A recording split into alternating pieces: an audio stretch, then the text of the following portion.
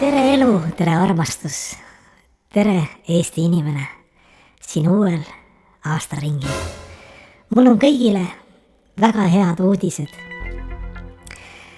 Nagu valimised on meil olnud ausad ja on tõestatud, et ühtegi häält ei ole läinud vasakule ja paremale.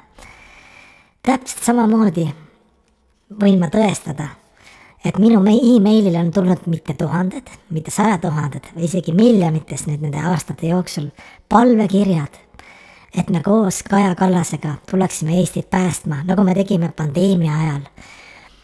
Pandeemia ajal ma isegi ei hakka kirjeldama.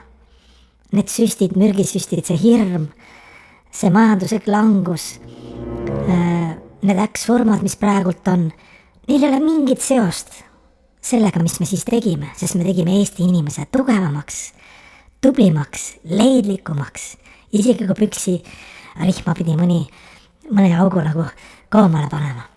Kuna praegu on Eesti jälle raskes seisus, siis meie tuleme ja võidame, teeme ära ja tõstame Eesti jälle tuhast Phoenixisse. Mul on uus raamat väljas, kõik on huvitatud. Raamatu nimi on Mina olen päästja. Sulgudes koos Kajaga. Ja ma ütlen sellest raamatust võib-olla 3 mõtet, kuna seal on ka huumorit, nagu filosoofia. Iga lugu räägib ja selle taga on mitu kihti ja oleneb inimese sügavusest, nagu minul seda on. Ma ütlen 3 mõtet sellest raamatust. Oma elust ka siis. Ma vihkan oma tööd. Mis siis?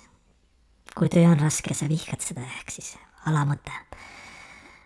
Aga see töö maksab mu mõnuained kinni kõik, kas see on alkohol, narkootika, mis iganes.